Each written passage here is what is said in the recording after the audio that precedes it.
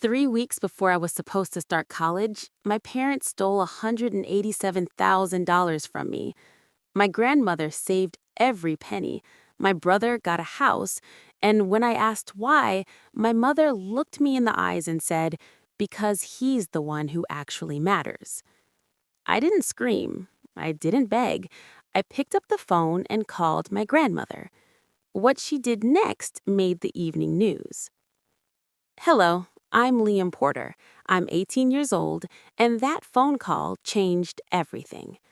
I grew up in Millbrook, a small town of about 10,000 people, the kind of place where everyone waves from their porch and nobody locks their front door.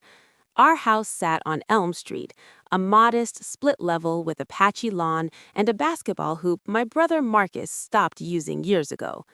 4 of us lived there: my mom, my dad, my older brother Marcus, and me. On paper, a normal family. In practice, a ranking system. Marcus was the son who mattered. I was background noise. He dropped out of college his sophomore year. My mother threw him a fresh start dinner. He quit 3 jobs in 2 years: sales, bartending, freelance graphic design that never quite took off. Mom called every boss unreasonable or threatened by his potential. He moved back home at 24. She redecorated his old room. Me? I made honor roll every semester. I joined the debate team. I worked part-time at the coffee shop on Main Street starting at 15, buying my own clothes, my own textbooks, never asking for gas money. Every time I brought home an achievement, a trophy, a report card, an acceptance letter, my mother would glance up and say, "That's nice, Liam," before turning back to whatever concerned Marcus. I remember one evening specifically, junior year. I walked in with straight A's, and my mother was on the phone with Marcus. She waved me off without looking, pointed at the kitchen counter. I set the report card down. It was still there 3 days later, unopened. My father sat at the end of the table most nights, quiet, eyes on his plate. He never said I didn't matter. He just never said I did. The only person who ever made me feel like I counted was my grandmother, Eleanor Porter. 3 weeks before move-in day, a Tuesday in July, I sat at the kitchen counter with my laptop open, finalizing my enrollment checklist. Housing deposit paid from my coffee shop savings, meal plan selected, tuition to be transferred from my college fund. I called the bank to confirm the wire instructions. Routine. I'd rehearsed this call in my head for months. The woman on the line asked for my social security number, date of birth, and verification account. I gave her everything. Then silence. Not a pause. Silence. The kind where you can hear someone choosing their words. "Mr. Porter, I'm showing a current balance of $214.36. I laughed. I actually laughed because obviously there was a mistake. "I'm sorry. Can you check again? The account should have approximately $187,000. More silence. Keyboard clicking. "Sir, I'm looking at the transaction history. There have been multiple withdrawals over the past 8 months, amounts ranging from $9,000 to $15,000 per transaction. The withdrawals were authorized by the custodian on the account, your father." I didn't say anything. The kitchen was so quiet I could hear the refrigerator humming. Through the window, I saw Marcus's new truck in the driveway, the one my mother said was a great deal from a friend last month. My hands weren't shaking. They should have been, but they weren't. Everything was just still, like the world pressed pause and forgot to press play. $214 out of $187,000. 8 months. They'd been taking it for 8 months. I found my mother in the living room, feet up, watching some renovation show, completely at ease. "Mom, where is my college fund?" She didn't flinch, didn't even look surprised. She picked up the remote, muted the TV, and turned to me like I'd asked about the weather. "Because he's the one who needed it more than you do." The room tilted. Not physically, but something inside me shifted. Some load-bearing wall I didn't know was there just cracked. That was my money. Grandma saved it for me. My mother smiled, not warm, patient, the way you'd smile at a child who doesn't understand how the world works yet. Your grandmother can save all she wants. I'm your mother. I decide what's best for this family. That was a custodial account. Legally, it's mine. She stood, walked toward me close enough that I could smell her perfume. You want to talk legal? Fine, sue me. But remember who raised you, who fed you, who kept a roof over your head. Marcus needed a stable foundation, a home, something real. You? She waved her hand like brushing away a fly. You'll figure it out. You always do. Then the sentence, the one I'll carry for the rest of my life. He's the one who actually matters in this family. She said it like stating a fact. Sky is blue, water is wet, your brother matters more than you. Then she unmuted the TV and sat back down. I found my father in the garage. He was rewiring a junction box, classic rock playing low on the radio. He didn't look up when I walked in. Did you sign the withdrawal forms? He set down his tools, stared at the wall, then he nodded. Why? Your mother said it was the right thing for the family. You signed away my future, Dad, and you can't even look at me. He didn't look at me. He didn't say another word. I went to my room, sat on the edge of my bed, and picked up my phone. The name at the top of my favorites list, Grandma Eleanor. She picked up on the second ring. Hello, Liam, honey. Everything all right? I told her everything. The bank call, the balance, the 8 months of withdrawals, my father's signature, my mother's face when she told me. Every word, in order, without crying.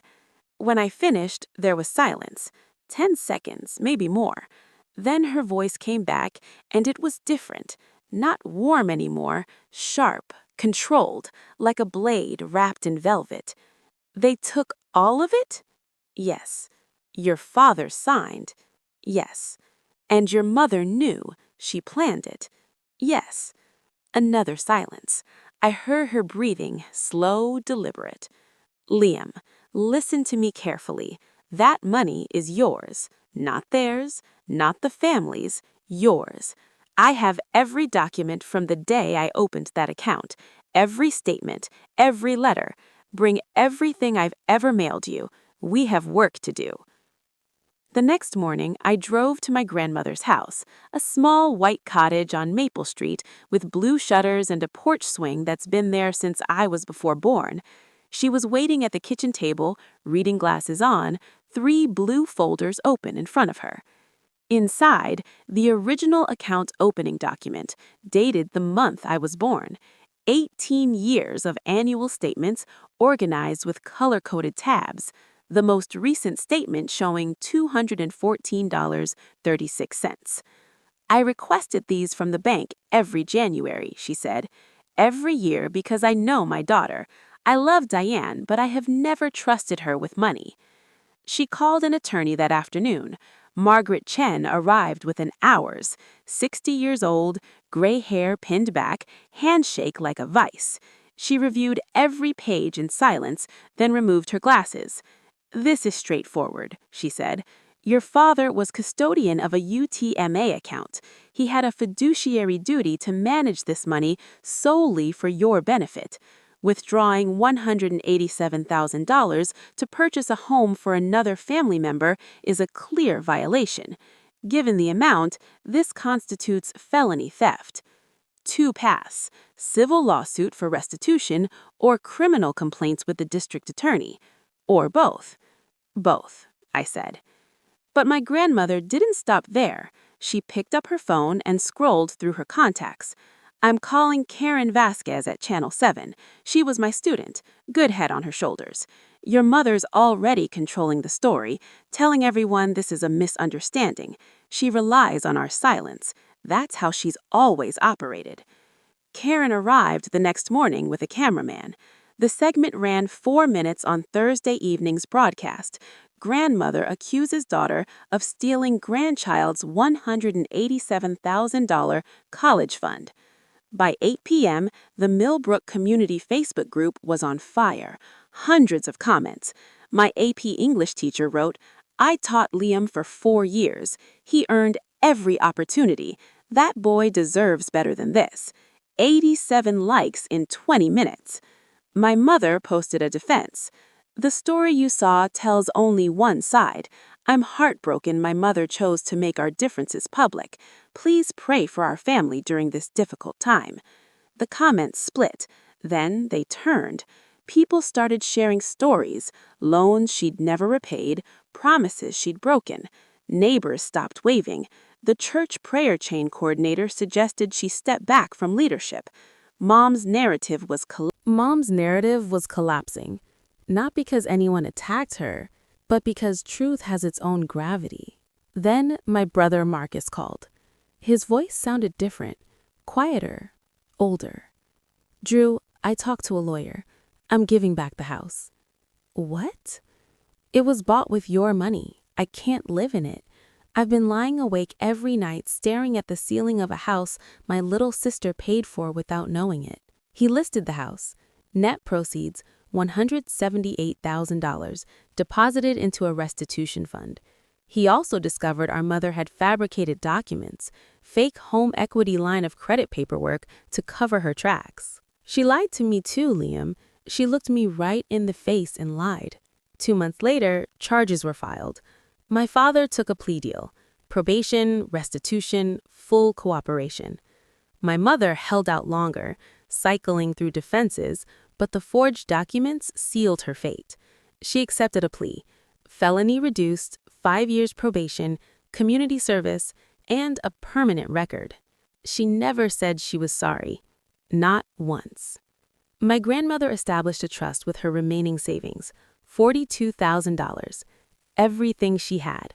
Protected, untouchable, waiting for me. "You're worth every penny, Liam," she said. "You always have been." My AP English teacher started a GoFundMe. It raised $67,000 in 3 days. The university called with a full scholarship. It's November now.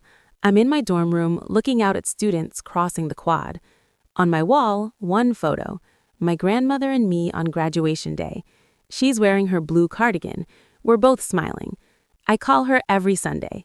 Marcus texts every few days. Short messages, rebuilding something slow and careful. My parents?